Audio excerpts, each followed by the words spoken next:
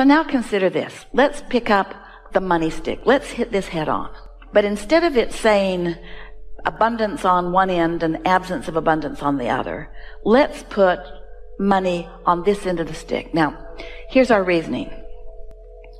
We're going to put it on the end of the stick that is like, if you've been noticing today, as we've been inspiring Esther to gesture, we're talking about the vortex and we're talking about unwanted more in these ways. And this is more like non-physical influence, and this is more like physical influence. And this is more like tuned in, tapped in, turned on, and under the influence of source. And this is more like under the influence of what is, or what people think. You follow? So, on this end of the stick, let's make it is what people think, how you feel. And let's put money on that end of the stick. But on the other end of the stick, let's put what your inner being thinks. Your inner being thinks freedom. Your inner being thinks exhilaration. Your inner being thinks choices, options, ease, flow. And can you see how when you think of those things, it doesn't activate the don't have enough money end? Can you feel the difference in that?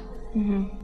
That'll help you a lot, because there is so much appreciation in you. We can feel it, and ease and flow on so many subjects. And so what you're doing, you're just recalibrating this stick. You're just making this stick work for you, because you've been playing with this stick your whole life in ways that it doesn't work for you.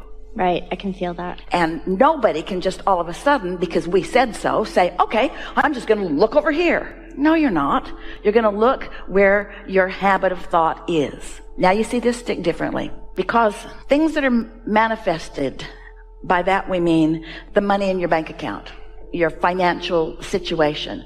That is a reality that you've been encouraged to focus upon. Every day, you got to know you can't spend more money than you've got, or you can't spend more money than your credit limit.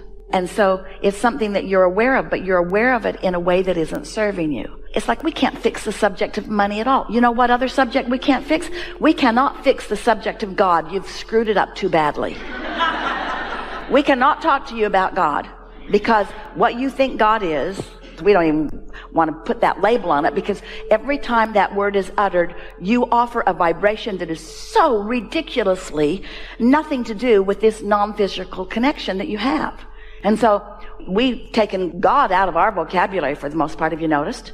We talk about source, we talk about vibration, we talk about energy, we talk about inner being, we talk about well-being, we talk about vibration, we talk about energy. Because when we talk about those things, you don't go, But if we were saying God, you'd go, Because God has let you down over and over and over again. You've been praying and God's been out to lunch. I have one other question on this then. Okay, so before you go there, let's just make sure we've nailed this down in a way that you're really getting it. Since we've taken God out of the equation and money out of the equation, and instead we're talking about things that are really easy for you to relate to, and therefore things that are very easy for you to find vibrational alignment with, now you'll be tuned in, tapped in, turned on. That will work for you. This process will change your relationship with freedom. Not money. With ease. Not money. Oh, money will come, because money is the very best way to facilitate all of that. It's so portable. It's so exchangeable. Okay, I'm with you. And so this part of it is a new dynamic. I've recently, within the last 3 months, attracted a new boyfriend who happens to be a multimillionaire. So it's interesting though, because so now what's activated? Now she's picking up the end of the stick. Relationship longevity. Well, that's a relationship. That's a whole nother question. But it's interesting because it is another question. It's a whole nother question. Insecurity is insecurity. If you were tuned in, tapped in, turned on, isn't your money problem sort of solved? Well, okay, right. But why are you not letting it be solved? Why are you not letting the money that is flowing to you through the path of least resistance, why are you not letting it in? What is stuck in your vibrational craw? And I wonder if it's like something from something my parents taught me or whatever. I try not to stay in the past, but I'm aware. What it is you have this, I've got to earn it thing. But there's no earning, there's just attracting. The lottery is attracting. Marrying someone really rich is attracting. Stumbling over a pile of money in the ditch is attracting. Finding a diamond ring under a bush is attracting. Robbing a bank, not so much. I get you. Okay, so yeah, and I feel that it's, yeah, okay, so I've attracted him, which is actually... So if you were really talking about this in the way that your inner being is, you would say, formerly I've kind of worried about money, but I kind of got my act together and I was vibrating on the other end of the stick and feeling really good about things and tuned in, tapped in, turned on, and the solution came. But I don't want him to think that I care about his money because I like him for him. So what's wrong with my deal there? I know, right? Well, what it is, it's all right, but you're just doing what humans sort of naturally do, where you're caring about what someone thinks, because you don't know what he thinks. You're just thinking about what you're thinking he's thinking about. So what he's thinking isn't messing up your vibration. What you're thinking about what he's thinking is messing up your vibration. So you're just doing the same thing with this boyfriend as you've been doing with money. You're focusing on it in a way that doesn't feel good to you, and thinking that you need to adjust to it not feeling good. It's never going to feel good. We would like you to all get to a place where you're accepting that well-being is raining down on you and around you through the path of least resistance, and that's always the way that it is. That would be like you planting a garden and there's a mountain stream running by, and you tap into it and you say to the vegetables in your garden, newly planted, I feel a little guilty about this water coming to us with such ease. Maybe we should go through a few droughts together. Because I don't want that water to think I'm taking advantage of it. I question the ease with which this has come to me because I've trained myself to believe that I should struggle and suffer. So then you want to ask yourself, is this who this person is? Did this person come to you with an attitude of, I'm just a wonderful, wonderful catch and you must have suffered a lot to deserve me? Was there anything like that came out of this person's mouth? No. Nothing even close to that. You're making it up. You might want to figure out why. Do you know why?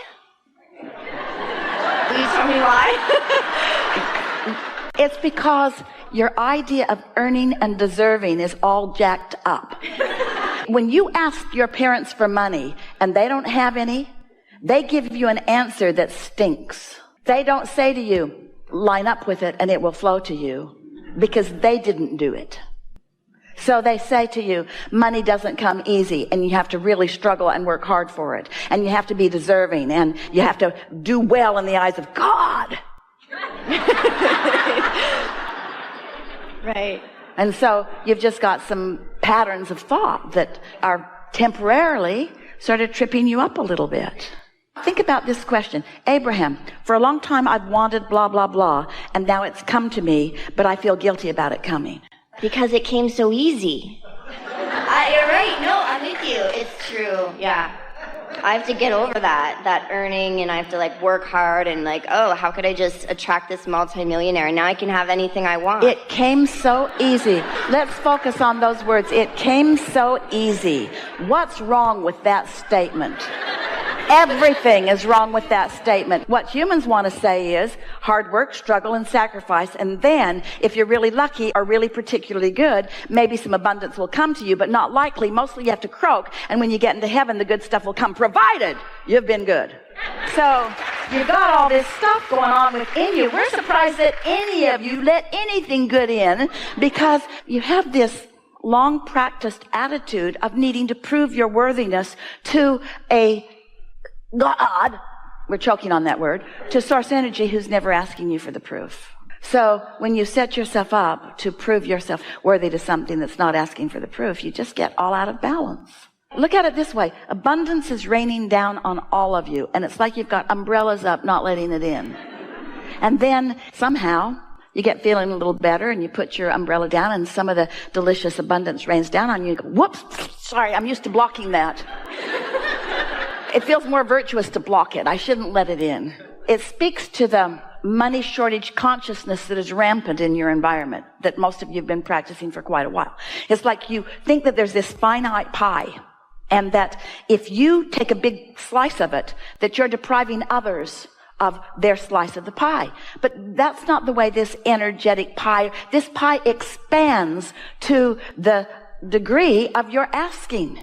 The pie is enormous. If you could see this pie accurately, it's the biggest pie. Esther can't find words to describe the infinitely big nature of this pie. And as humans on the planet, you're eating a slice out of it that's so infinitesimal we can't even find a measurement small enough to talk about it. And you're worried about you taking too much of a pie that hardly anybody else has even dipped into at all. And because they don't seem capable of dipping into the pie, they're trying to get you not to either. Have you seen this pie? No, you haven't. We've seen the pie. We've seen the pie. It's time for you to start cashing in your vibrational chips, you see. And what difference does it make through what avenue it flows? You say to your children, most of them believe that their abundance flows through you because that's mostly how it starts out. And then they get this warped sense of what they deserve because often they have parents that don't have a big flow flowing. And so their parents teach them that there's no flow so that the kids will stop asking for things that the parents feel that they can't provide. Well, wouldn't it be lovely if, once you understand this, if you could say to your child, oh, there's an abundant stream flowing and your flow doesn't come through me. My flow comes to me based upon what I allow, but your flow comes to you based upon what you allow. And your abundance does not flow through me any more than your clarity flows through me. Wouldn't it be interesting if you said to your children, oh, you can't have clarity about that because I've been confused about it my whole life. So there's no point in you even trying to figure this out because I was never able to figure it out. So you're not going to be able to too. Because the child would say, hey, you know, I get my thoughts. My thoughts come directly to me. And so does your abundance. It comes directly to you through the path of least resistance. Don't quibble with how it gets there. Don't rob a bank. I see. Okay, so to kind of bring this around, then I've just been looking at it wrong because I was thinking it's like I wanted to be the one that created all the money for me. And when he came, it was like, well, that's his money. But you're saying I actually attracted him. So this is all part of the Wait a minute. So there are two ways that we want to describe this to you. First is when you don't have enough money, you ask for more money. When you don't have a lover, you ask for a lover. Through life, you put many ingredients. And the law of attraction has gathered the cooperative components. Isn't it nice that your lover is the person that has the money? How do you think your lover would feel if there was some other man with the money? Isn't it better that he showed up with the money? I have to explain to you, I attracted a man with money and he's in my life. He gives me money. You're just my lover, but the man with money is here too. Well, that'd be fine, but it's not what you wanted. And so that's one thing. The cooperative components have gathered together, and that's just a lovely thing.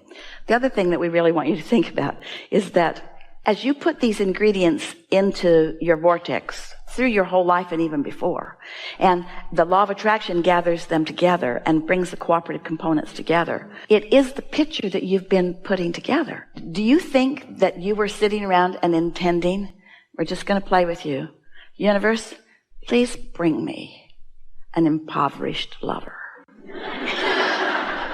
No. Oh, you didn't ask for that? No. Oh, really? Then why are you surprised that you have a prosperous lover? I'm not surprised. I'm happy Yeah? about it. Yeah? Yeah. No, Yeah. I see the shift. Yeah. Yeah. Do you not believe me? We do. Oh. No, we do believe you. We witnessed the shift during this conversation. Yeah, for sure. We do believe you. Okay. All right, thank you.